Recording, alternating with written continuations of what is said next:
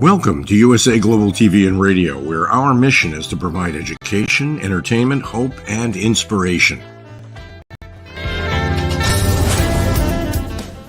USA Global TV and Radio connects you with experts and audiences all around the world every single day to help you succeed in business and to live a richer life.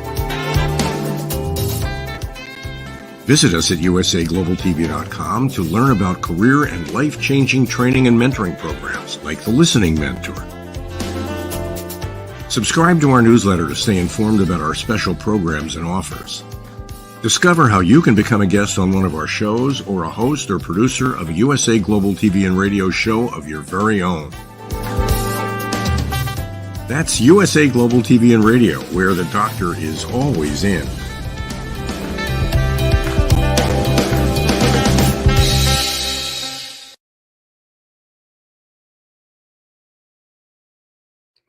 Hello, everyone. Welcome to USA Global TV and Radio, where we provide world-class education, entertainment, hope, and inspiration. I'm Dr. JACALYN KERBECK, and our show today is the Listening Mentor Show. This is a show where our star of our show and myself, we help educate people on effective patterns of behavior so that you have better relationships, deeper connections, and more authentic conversations. Today, our topic is silent barriers, the impact of noise on effective listening. Let's welcome the star of our show. Her name is Caroline.Heward, and she's joining us from London. She's known as the Harley Street Stress Expert. She helps people literally bust their stress. She's also the host of A Woman's Prerogative, seen here on USA Global TV and Radio, and she soon will be returning with her Talking Heads episode as an expert presenter. Let's welcome Caroline.Heward. Hello, welcome. Hello. Well, that was a long introduction. I didn't realize how many things I was doing. I know you're doing it all, and you're doing it so well. And it's a pleasure to be here with you. And for people who don't know, you've been here since the beginning as well. And it's been quite a journey as we started out with Rapping with Dr. JACALYN and A Better You. And here we are today, still educating people on the power of elevated listening. So tell us a little bit about why you're so passionate in helping people learn how to listen at an elevated level. Thank you, Dr. JACALYN. If we are not listening, and most of us aren't, most of us are either on our phones or we're preoccupied with doing something else. I'm sure that you've been in that situation where you're in a conversation with someone and yet you're on your phone, you're texting, you're checking your messages. Are you really taking in everything that the person's saying to you? And is it that you find yourself asking again, especially if it's something that you need to act on? This is very common, especially in our current times of massive social media and being glued to our phones. And so it is ever more important that we become much more present so that we hear everything. And that actually makes us more peaceful, and that creates better communication, better understanding, and more importantly, inner peace for both people that you're interacting with. So well put, Caroline. Thank you so much. And I do want to share as we begin, and we're giving this education on being a better communicator, is we'd love to have people literally join our community on YouTube, especially, where our goal is to reach 100,000 subscribers. And of course, today it's actually a little bit higher. It's 37,903. So we'd love to have you join our community. Please go over to our YouTube channel and subscribe. Caroline, in the line of work that you do as a certified therapist, you are literally listening to people all the time. I'd love for you to share how you help people bust their stress and what special offer that's super crazy you're offering now. Thank you. Well, I help people break through the patterns that create their everyday stress. It could be physical, where you're suffering with physical aches and pains, like you're not sleeping, or there might be back pain, neck pain, or it might be something like arthritis or regular infections. It could be mental, so depression, anxiety, mental stress in the mind. It could be emotional, sadness, loneliness, heartache, or it could be behavioral, where you're suffering and moaning, complaining about the relationships that you're in, either at work, in your intimacy, or even in your family. So and we are normal, and we will be having those kinds of challenges because this is every day. Now, when we are stressed, this is how it manifests, either physically, emotionally, mentally, behaviorally. And I help you break through the patterns that create that stress. I use root cause therapy and chakra psychology, because you will continually have that physical ache and pain, or continually have the thing that you're complaining about. I just want to say that many people say they're not stressed, and yet they then say in the next breath, I'm not sleeping very well. I've got that terrible low back pain that I've had for 10 years, and I keep suffering with migraines, and I'm really sick of my partner. That's how your stress is manifesting. And so it's manifesting in your life in a different way. And I help you break through the patterns that create that stress so that you can release the emotions that have been trapped when it first occurred. And I look forward to helping you bust your stress. Oh, the offer. I'm offering a 1-hour consultation, which will break through 3 of your repeating patterns, whether they be physical, emotional, mental, behavioral. It's an hour consultation, and it's a ridiculous price of £50. It's an introductory offer, just so that you can experience what I do. And I'm really, really passionate about what I do, so much that I want people to experience it so that they get the benefit. And then I know that they'll want to break through more, because we're not walking around with 1 to 3 symptoms. And I look forward to helping you break through that root cause so that you have inner peace and you have harmony within your relationships, in your family, and in your work. Please do take advantage of this offer, because Caroline's going to come to her senses soon, and she's going to charge what it really is worth. Okay, so today we're talking about the impact of noise, and I want to tee this up. This was a great topic you came up with. The other day, there was an extensive amount of construction going on, and it wasn't supposed to be going on until another time of the week. And of course, I was broadcasting, and no one really cares what it is that I'm doing, right? Because everyone's doing whatever it is that they're doing. But it's really difficult to broadcast when you have jackhammers and hammering and all kinds of things going on. And what I found happening with me was I was getting very stressed out, because the pounding, it was just so loud, and it just felt so invasive. And so therefore, I felt that I wasn't able to really listen to what anyone was saying, because I was so frustrated and I had so much stress. And what happens in cases like that, not with me because there was no one here, but you can get into a huge argument with somebody because of how you're feeling. And so I literally shut my phone off, because that was even causing me stress too, the binging and the bonging. But I'd like to go to you and just talk about, when we are listening at an elevated level, it's not necessarily always possible to have silence. Someone might come to you and say that they have something going on. Maybe you're in the street, or you're in a public place. How does noise impact our ability to listen? You know, when you were describing what you had been going through, I really felt for you, because when somebody's doing some work, it absolutely affects us, and we don't realize until we're in it, especially when we're on our own and we have that quiet. And so, in answer to your question, how do you cope with a noisy environment? Now, I've spent a lot of years in training and in therapy training, and I used to, when I first started, I was in groups and in training, and it was very quiet, and they all spoke very quietly. And then I started training with some Americans, and they're very loud. and what happened was I had to feel comfortable with the noise of other people's conversation. And when you become very present with the other person, it's actually very easy for that noise to disappear, that you create your own bubble.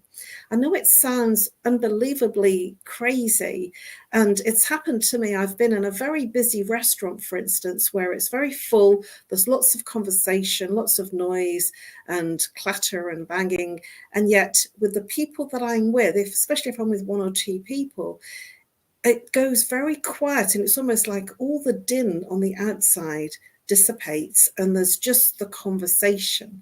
And what happens is it's because we've got filters, and we can filter out all the noise in the environment. And then when we're fully present, if we're distracted in our phone and we're distracted with what's going on in our mind in terms of the meeting that we're going to have, or the meeting that we've just had, or what's for dinner, if we're in that conversation in the mind, then it's very difficult to shut out the conversations and that external noise.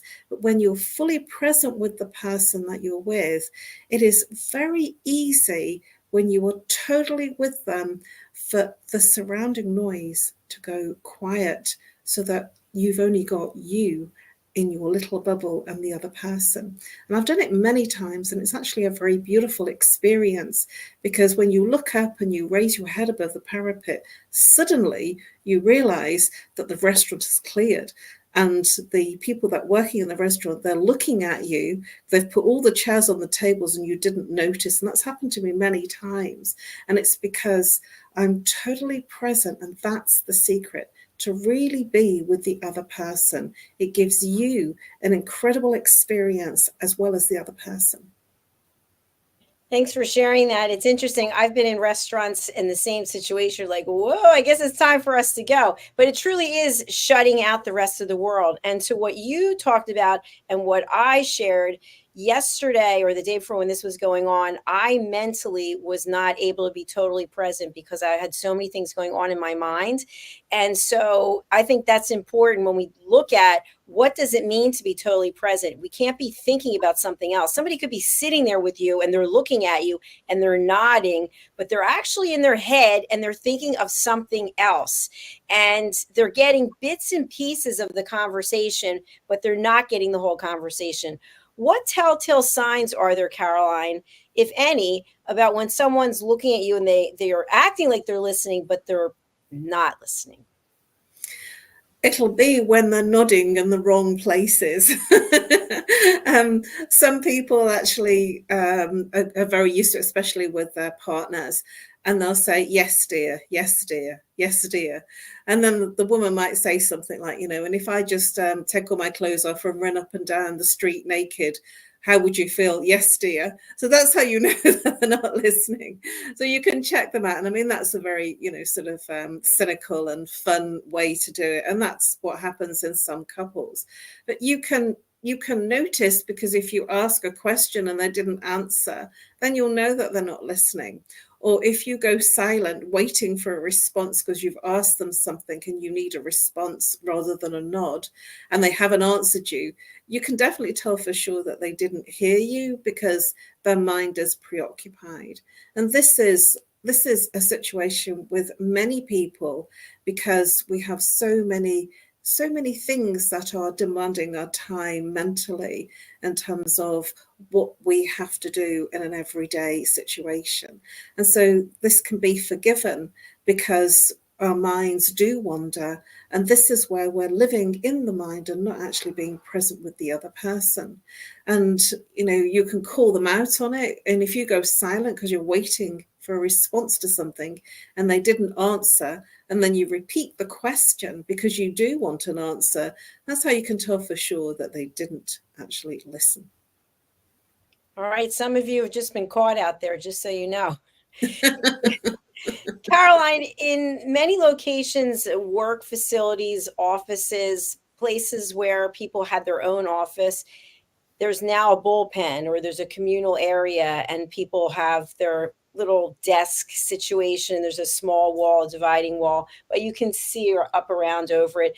And so what I remember when I was in corporate before I retired is the privacy that you would have for conversations wasn't what it used to be. And they had certain places designated for you to go in and have one-on-one conversations. What if someone truly wants to listen, but the noise is affecting them? They're honest about it. You know, Caroline, I really want to listen to what you have to say, but it's just so noisy right here. I can't focus on what you're saying. Can we pick this up at a later time, or can we go outside and talk about this? How do you feel about that? I think that's amazing. And I feel that that's a great response from the other person, because they're being truly genuine with you. They're saying, you know, I want to hear what you're saying. And it's something that I say to people if I can't hear them because maybe they're on a hands-free set and their mouth, and so they're very low. I will actually say, sorry, I didn't catch what you were saying. You're very quiet. I've put you on loudspeaker and I can't hear you. And when that happens, I'm actually saying, can you repeat that? Because I really want to know what you're saying. So I think it's very proactive if you say, as a person that's interested, I'm sorry, I can't hear you. Do you mind if we take this outside or to a place that's a bit quieter? That shows genuine care and interest. That's not giving you lip service. And I actually would appreciate that than them nodding and saying yes and no when they think they should be saying yes and no, and not really hearing what you have to say. I think it's a sign of respect that they do value what you're telling them, and they value it so much that they want to make sure they hear everything that you're saying to them.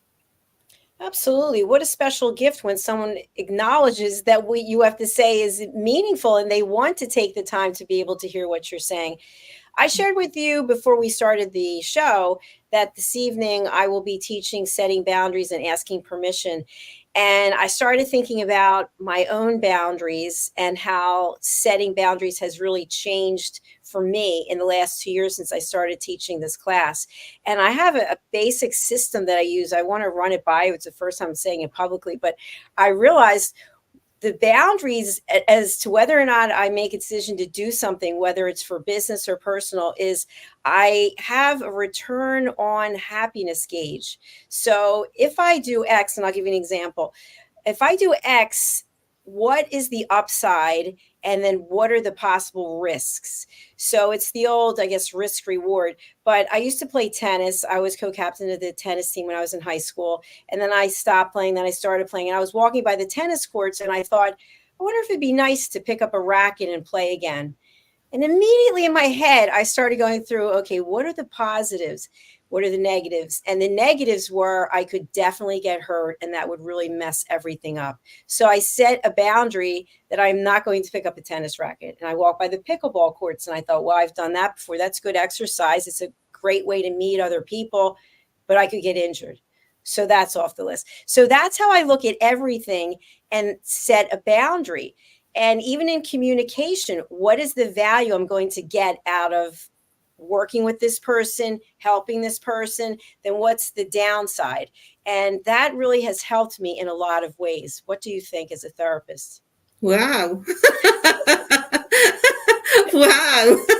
That's quite amazing. You know, you're doing what I would call a risk assessment on each thing that you're considering doing. That takes a lot of care, you know, because sometimes we can just like fling into something, just like do something and then realize, oh, that wasn't a good thing to do. And you're actually really being very considered. I would call it a very sensitive and considered approach, where you're weighing up, is this good for me or is this not good for me? And sometimes I do a similar kind of thing, you know, especially when I'm taking on a project or taking on something that, do I really have the time to do this? Can I fit this in with all the other things that I'm doing? And can I give it justice? Can I give it everything that it needs? And sometimes, you know, I will then turn around and say, no, I don't think I can right now. It might not be, it's the right thing, just not right now. And I do have this thing that says, this is right for me to do, but the timing's not right. And then I reflect on that and say, I'm absolutely right in saying that, because, you know, then my week unfolds and I didn't really have the time to do something. And so I do tend to, well, I used to very overly commit myself, and I found myself not being able to say no. So this is actually a really good way of weighing it up. And, you know, you're living on your own, so you're weighing it up in your mind, saying, is this good? Is this, what are the pros of doing this? What are the cons of doing this? And then you've decided, not from a rash perspective, but actually saying, you know, no, this is not right for me. Sometimes we don't have that space internally or the time to do that. And I think it's a real wow that you do that. Thank you so much. Tap myself on the back. You know, what I found is many times we make decisions based on emotion or what someone else wants us to do because it's good for them. And I'll give an example. I love examples. I had someone recently ask me if I wanted to go and do something in the outdoors. And I'm not really an outdoors person. I'm not a hunter. I don't believe in that. I'm not going to take 4 hours off and go hiking. It's just not who I am. But the other person felt really strongly about me doing this. And so I sat down with the person and I said, what is it about me going hiking with you that's so important? Well, I think you work too much. Okay. I think you're inside too much. Interesting. What else? Well, I just think that you're too limited in what you're doing. So I acknowledged what they said and I thanked them. And I said, what part of what you just said has to really do with me? Because it sounds like everything you mentioned has to do with your judgment about what I'm doing, because I'm very happy doing what I'm doing. If I went hiking with you, I'd be very unhappy and you would not be happy either. So the person started to think about it. And I said, everything that you mentioned was about you and your judgment of me. And the person, their eyes just, first of all, I think they were embarrassed, but they hadn't even thought about what I had said. So I said, I have drawn a boundary, and the boundary is that I'm going to do things I am passionate about, because it's 61 years of age. If not now, then when? And I happen to be in a situation where I'm able to make my own decisions and to spend my time as I would wish. So as much as you think you would like me to go hiking with you, that's as much as I'd like you to go and do TRX and spin class with me. Wow, you did it. If somebody said that to me, that is just not my thing anyway. And this is something that I do say. I don't know whether it's a British saying. I'll say, that's just not my thing. And I'm quite comfortable with saying that, because if somebody wanted me to go hiking, that would be the last thing I'd want to do. You know, I'd injure myself, I know for sure. I'll see you at the Four Seasons, Caroline. So it is about, you know, that we're all different, we're all individuals, and that we have different passions. So that friend that you were just talking about, she's an adventurer. You know, she needs the outdoor and to be hiking. So she's in this adventure mode in her life to get the thrills that she needs. And some of us are indoor people. That doesn't mean to say that we don't get a thrill in what we do. We're just different. And so it's important, I feel, to be respectful of each other and each other's differences, because it's the differences that create the greater and the better relationships. It's the being respectful of our differences, and rather than saying you have to be like me for me to like you and for you to be right, it's more about being respectful of what's different and learning from the other person of what makes them tick and what makes you tick, because it would be interesting to feel what the other person feels in terms of when they're in their passion. And yes, she was definitely throwing her stuff literally onto you because she was feeling maybe a little bit left out, that you didn't want to go hiking with her, and feeling that, you know, well, what is it that you've got that you're staying inside, whereas she's being the adventurer and almost risking life and limb maybe, and that's making her feel wonderful. How can you be feeling wonderful? So this might be almost a backhanded compliment of wanting to understand how you're so passionate about what you're doing because you're not doing the same things. And this is a backhanded way of wanting to find out what's going on in your life and actually looking at the options that might be available for her. I think that's really something for me to consider and actually have the conversation. I think that's terrific. I also feel that when we set a boundary, for example, I'm not going hiking, that people should, I shouldn't say should, but if someone respects you, they'll accept that. Okay, this person's not a hiker. Just like if I were to say to the person, why don't you walk 8 miles with me? They might say 8 miles seems excessive. Maybe I could do 2. But by setting a boundary, at least you are being true to yourself. And when you're true to yourself, I feel a lot of that noise that we're talking about, that back and forth in your brain, a lot of that noise subsides because now you're not sitting there doing something because someone else wanted you to do it. How many times do we do something we don't want to do? And the whole time we're thinking, oh, I don't feel like doing this. You're not even enjoying the experience or seeing if you like the experience because you're so angry and aggravated that you committed to doing it in the first place. I'm so in agreement with you. And that's one of the reasons why when I do activities, I kind of quite like to go alone and then meet other people that are in that activity, that are passionate. They're actually there and passionate about what they're doing and excited. So I do a lot of my training courses on my own, and then I meet people there. And it's nice to share it with other people that want to be there. And it's quite an altruistic way of being, because then you're not pushing somebody along to like what you do. I did have a friend a long time ago that I used to invite to trainings. And she was actually, I was the person that would like to sit at the front and, be in all the noise of the trainings. And she was actually very much a person that I found out much later was a person that would like to sit at the back and be in a little bit more of the background. And it wasn't that we didn't like the courses. It was just that we took them in different ways. And that's important to understand. And we were very good friends. And it took a little while, for us to work out that the training courses that I like to do weren't actually the right training courses for my friend to do. And so, very respectfully, we kind of said, we're not going to do this again. We're not going to do the same courses again. And if it is something that you're interested in, we won't do them together.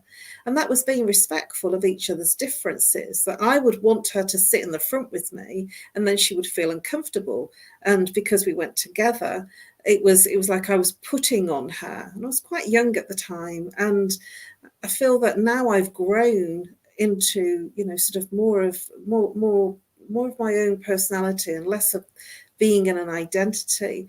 I feel that now I just go and do things. If I want to do a dance, which is like an 8-hour dance, I will go and do it, and then I'll meet other dancers. I don't have to be with somebody and stay with them. And I feel that that's giving me freedom to do what I want to do. I don't like the fact that I need to be clinging to somebody. And then I can wander around and dance with many people, and then I have more fun that way. And it's much more freeing for me and for other people. I like those words that you just used about it being freeing. When you feel free, I think you feel empowered, and then you have more to offer someone, as opposed to us all trying to be the same, that cookie cutter. And when we bring it back to listening, we're all listening at different levels. And as you know, and I know, we actually have a quiz people can take over on our website, usaglobaltv.com, and they can test themselves to see how well they're listening. And now that you and I have been doing the show for so long, and we really do believe in elevated listening, I find myself constantly examining other people's behavior just automatically. I don't know if you find that or not, or how I'm reacting and how I'm being triggered and why am I acting that way, and how can I look at what's coming up for me and then make a change in that. So for all of us across the world, we have different skill sets when it comes to listening. And as I've said to you before, everyone thinks they're listening so well, but why do we have so much strife in the world? Why do we have wars? Why do we have bullying? Why do we have depression, anxiety, all these things when everyone's listening at an elevated level? Well, it's because we're not. It's the answer to that question. And we are in that space, I feel, because when I was a child and growing up, there wasn't so much fight for your attention. There wasn't so much media that was like coming in at you, when we were children. I know that sounds like, I'm being old and I'm saying, it was better when I was young, but actually it is different. And it's important to acknowledge that. The children that are being brought up now, that they're glued to their phones, and it's not how it used to be. And it's actually quite different in terms of your experiences of life. And being glued to the phone will cause you a lot of stress and anxiety. And even the pings, if you've got the notification on a ping, it's like an adrenaline kick. And when you don't get enough likes or loves, or interaction, it can sometimes affect you, especially if you're very much glued to the social media. And when we're in that space, how can we be listening? How can we be present with anybody else? I do want to share something, that there's a gentleman that is a little bit on the edge in terms of he has some different opinions, and he'd been kicked off Facebook a couple of times. And he appeared again after 6 months last night and dropped a picture saying, "Hello, I'm back." And I dropped a message saying, "Oh, really good to see you back. Welcome back." And he says, "I'm now back to fight another fight." And he says, "I've had a break from social media and I feel so much better for it." And I thought that was really kind of he was being quite cognizant with the fact that he deliberately felt better by taking the break, and he took the extended break to feel different. He says, "I've been living in the real world rather than being in social media." And so when all of these things attack us for our attention, we have very little attention for ourselves and for other people that are around us in our lives. I love what you just shared. It's so important for us to realize for ourselves, how well are we showing up in terms of being present and being focused? How well are we setting boundaries? Because we're not talking about listening at an elevated level all of the time. We're not talking about sacrificing everything you're doing in your life so that you can be there to listen for somebody else 24/7. How would you say we should figure out a timeline, or how to incorporate elevated listening into our routine? Well, I have to do that on a daily basis because people are calling me and people are demanding that attention from me, which I give. And I have to decide when I'm free. And I think that that's important, when I'm available to speak at that elevated level. And so if I've done a show, for instance, one of the things that I want to do is to organise, because it's in the evening in the UK, I want to organise myself to have dinner. And so I will make sure that I say, if somebody needs me to be in a call or in a consultation, that I'm actually not available until I've eaten. So I don't say I'm not available. I say I'm available anytime after 10 o'clock and anytime before 5 p.m. And so if the show's starting at 7, I'm giving myself some clear time, and I'm not allowing somebody to be right on top of the time that I should be preparing for a show.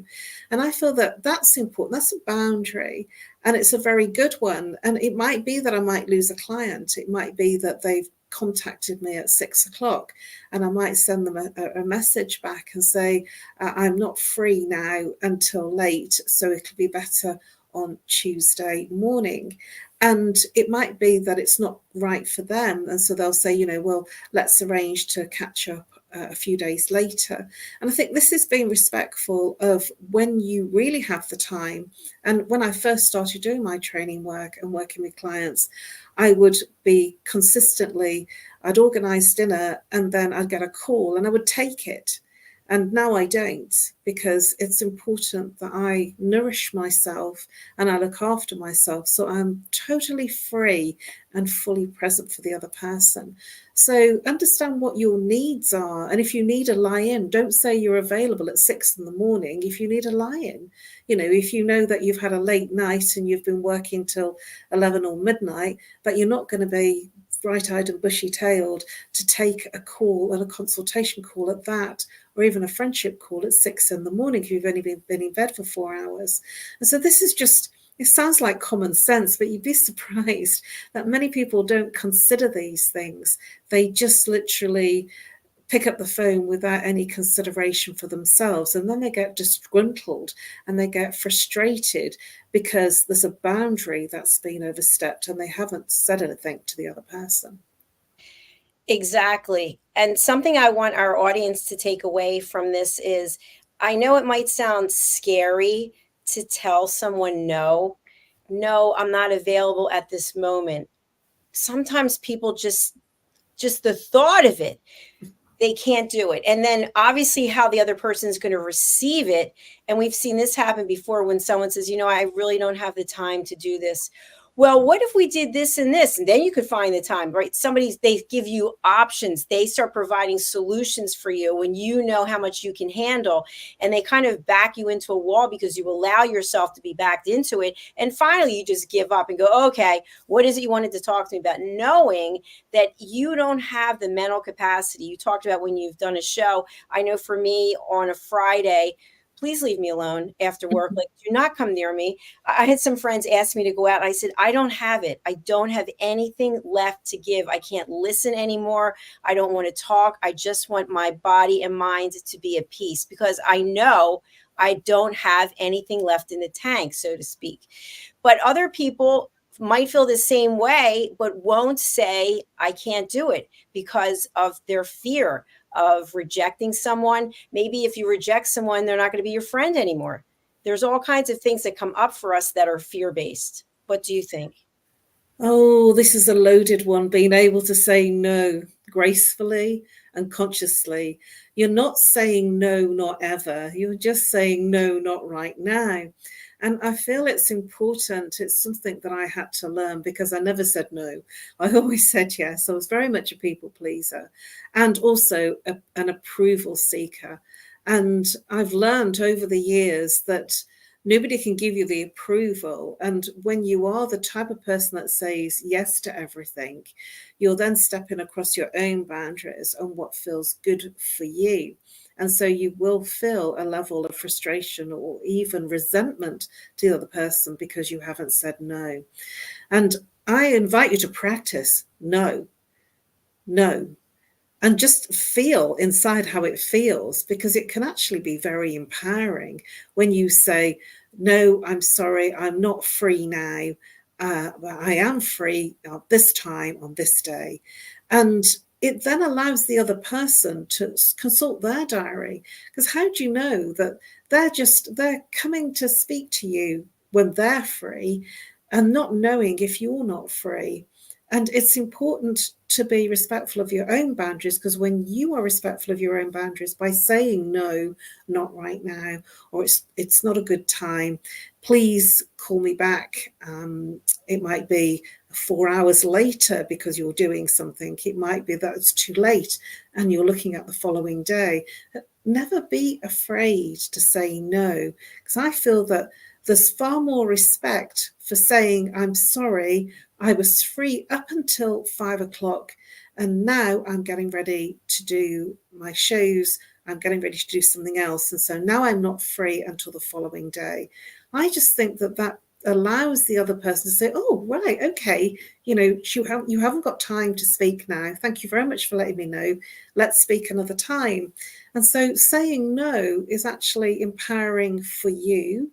It allows you to be fully present with the person. And also, more importantly, it allows the other person to feel more flexible with you by being more genuine with you when they're actually being with you in that focused time that you're both setting aside for each other.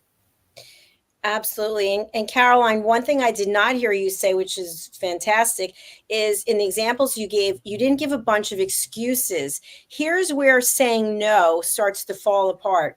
Caroline, I can't talk to you now because I'm getting my hair done. She's getting her hair done, but she can't talk to me. I can't talk to you right now because I'm going to the gym. Oh, I guess going to the gym is more important than hearing about my dire straight situation. People start judging the explanation that you're giving. So a way to turn that around is, Caroline, I'm really sorry, but I'm not available to speak with you right now. However, I would be able to speak with you and happy to do so in about 2 hours. How does that sound? That's what I do. And it's a very good practice to have. I used to give chapter and verse and the excuses. I've learned, though, the excuses and the explanation was really for me. It wasn't for the other person. It was for me to feel better about saying no. And, I've fallen into that trap too, because I was very much a people pleaser and an approval seeker. And this is where it comes from. Those behaviors come from being in that place that you want you want to please them, and you'll do anything, and so you will load the excuses by saying, I'm so sorry, I'm doing this and this, and I just can't speak to you right now. And then it because you're on the back foot, it puts the other person on the back foot as well. But if you're very convincing, if you are in a place where you are being genuinely authentic about saying no, it's not a good time right now, what happens is it comes back the other way too. If I ever call up and speak to my financial guy, and he's very, very busy and very, very whizzy, he's an amazing guy, I always say to him, especially if I can hear that it's not a good time to speak, I will say, is it a good time to speak right now? And he might say something like, not really, but I have a few minutes. And I feel that that's important, because he's given me that it's not a good time. And I might say, well, I'll drop you an email then. And he might then say, no, it's okay, I have a few minutes if it's quick. And that's important, because then he's being respectful and he's telling me what his requirements are. And then I know how I have to fit in with what time he has available. And I feel that that's authentic communication. And it is really, truly a most honoring way to communicate. And sometimes I will call up people and they don't answer the phone, and it might just not connect. And I just think, well, that's okay. I'll call them back another time. And it might be that for some phones, they're actually ringing, but their person's on another call and it doesn't have an engaged tone. And so that's another way of knowing that it's not the right time to speak. But sometimes when you don't get through straight away, I always consider, all right, then I can just carry on with what I'm doing until that person's free. And so look at it always with a silver lining. Absolutely. And I just want to, as we close out the show, I can't believe it already. I just want to also offer the fact that when you do agree to be a listener for someone, remember you're giving that person a gift, because most of us feel unheard.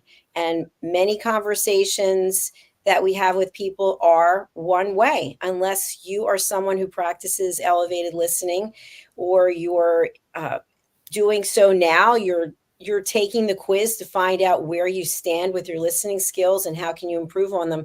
So when you give that gift of listening at an elevated level, that could be life-changing to someone. That could be just what they needed so that they can take a look at the situation by airing it to someone else. And remember how powerful that can be, that you have given the gift of agreeing to be that elevated listener, listening, being totally present and totally focused on the other person. It's actually very relaxing. It's when you aren't busy in the mind, it's relaxing for you and the other person, and it feels much more fulfilling in that conversation. And you will sleep better as well when you're in that that you're not in the head with lots of different conversations running around. But let's face it, a lot of us are. We have a lot of things going on. That's just our world today. But when we become fully present, it's just so peaceful for both parties. It's not just a gift for the other person, it's a gift to yourself too. Absolutely. Thank you, Caroline. How can people reach you, and who would you like to contact you? Thank you, Dr. Jacqueline. Gosh, I can't believe we're there at the end of the show. You can reach me on nomorestress at live.co.uk, or call, if you're international, +44, if you're local, 07523 120 189. If you are feeling stressed, anxious, or feeling a level of depression, if you've had a recent bereavement, if you're feeling anxious and stressed within a relationship or a family situation or a work situation, let's face it, this is how life is. There is stress in situations, and the stress is only just that you're not handling it. Please reach out, and I offer that incredible offer of an hour consultation, and I also do a free mini, it's 15 minutes over a consultation, just to look at one aspect of what's causing your problems. And it's always beneficial to reach out and set up an appointment, and I look forward to helping you bust your stress. Thank you, Caroline. That was so much fun. Great conversation. I'm looking forward to our next show. And you'll be back again on Monday for Yes. a woman's prerogative. I will be, for parts 1 and part 2. We'll look forward to that. Thank you very much. Have a lovely week. Thank you so much. You too. Bye for now. Bye-bye. Thank you, everyone. Please do reach out to Caroline and take advantage of her incredible offer. She's really being very generous there. And for those of you who are interested in learning how to listen at an elevated level, what does that mean? That means learning how to listen without judgment, learning how to listen without interrupting, learning how to listen without solving a problem, and learning how to listen without stealing the stage. These are all things that we do when we're listening, and it's really about us, not the other person. You can go over to our website, usaglobaltv.com, and you can find the listening quiz several places there. There's no charge to take it. We will get back to you with your answers, and we'd love to have you sign up for our courses. You can also go to our website, usaglobaltv.com, and go to education. We'll put the links into the notes. And just think about, what is it you can do yourself right now so that you learn how to listen differently? And the answer is, you can buy my book. How about that for a nice plug? You can go over to Amazon and you can pick up a copy of my book, Mastering the Power of Elevated Listening. You can also reach out to Caroline with any challenges that you are going through. If you're feeling stressed out, if you're not sleeping, if you have pains that are reoccurring, do reach out to her. Again, all of the contact information is in the show notes, wherever it is you're watching. And finally, I will leave you with this request again. Would you kindly, right now, as you're listening to me, just go over to youtube.com and put in USA Global TV and Radio and subscribe. So easy to do.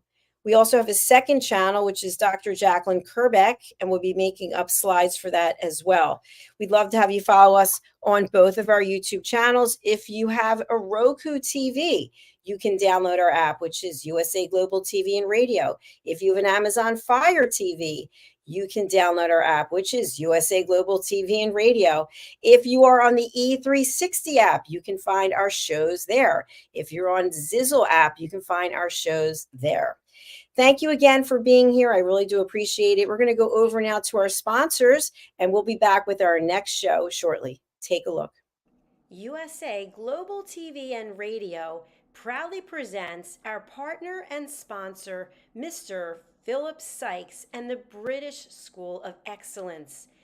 Building confidence, changing lives. And now, proudly presenting the Polished Professional. On a transformative journey with the British School of Excellence's comprehensive suite of masterclasses, crafted to elevate your professional and personal life. 8 outstanding modules will elevate you to the next level. Module 1, Exploring Life's Purpose, delves into the depths of self-discovery, guiding you to chart your unique path to fulfillment and success. Module 2, Mastering Professional Presence and Confidence. This masterclass is a deep dive into the art of self-assurance and commanding presence, which is essential for standing out in today's competitive landscape. Module 3, Learn the Secrets of Visual Impact, how to curate a personal style that amplifies your professional brand. Module 4, Mastering Professional Etiquette and Communication Excellence, navigating the nuances of corporate interaction with grace and tact. Module 5, Elegance and Eloquence. We impart powerful techniques to captivate and persuade any audience with your oratory skills. Module 6, Unlock the potential of your emotional intelligence, EQ, and harness the ability to connect, empathize, and lead with emotional savvy. Module 7, Mastering DISC, building a gateway to understanding behavioral styles, fostering better personal and professional relationships. Module 8, Mastery in Dining Etiquette, building your confidence to perfect the subtleties of dining with finesse, enhancing your social savviness at any table. Step into the Polished Professional program where poise, elegance, and excellence aren't just taught, they're instilled for life. Join us to redefine your potential and polish your professional edge. To learn more, go to thebritishschoolofexcellence.com. The British School of Excellence are investors in people. Let us invest in you. Meet Dr. JACALYN KERBECK, President, Founder, and Chief Listening Officer of USA Global TV and Radio. She is a certified life, career, and executive coach. Dr. JACALYN is the Amazon #1 best-selling author of Behind the Green Screen and Adversity to Awesome. As the listening mentor, she teaches children and their families how to listen at an elevated level through the book series titled The Amazing Adventures of Lady Ella, the Listening Mentor.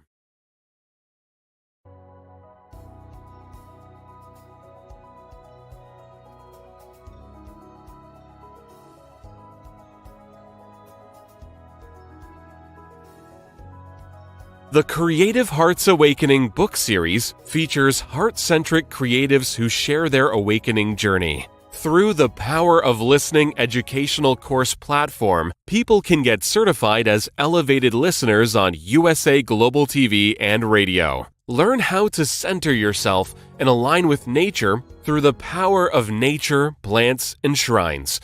The Journey of Chakra Psychology course will educate you on the chakras and their meaning. The Intuition of the Heart course will help you understand how to trust your intuition. Learn how to face the shadows of self and understand the impact of following trends and materialism. Set boundaries and ask for permission to help establish better relationships, deeper connections, and more authentic conversations.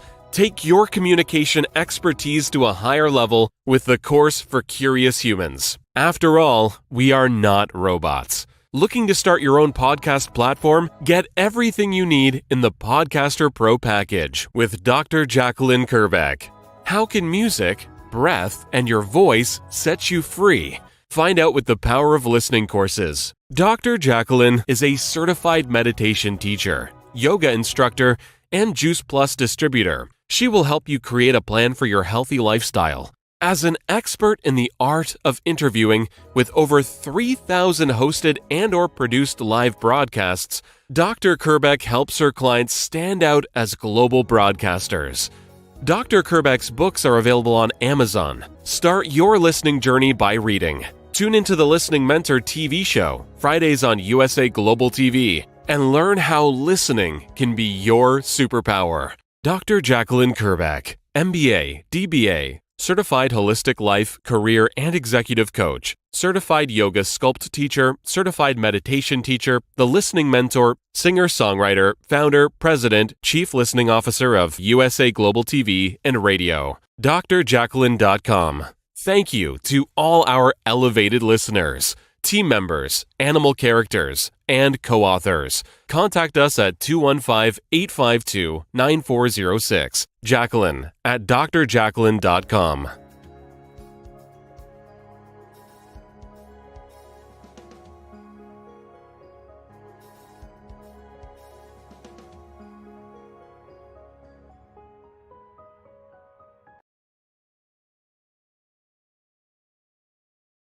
Hello, I'm children's author Diane Floyd Bain, and I am co-host for several of the USA Global TV and radio shows. I joined because of the purpose of the USA Global TV and radio.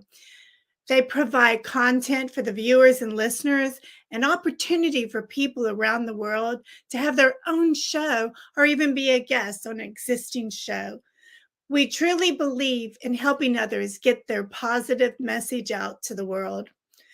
We also have the opportunity for the listeners. You can watch on several platforms, and on YouTube, you can ask questions and even give a comment. We absolutely love it. I love being part of the USA Global TV and radio because I love positive messages. And who doesn't? And we need more of that in the world. We are a family, and we hope you will join us and become part of the family too.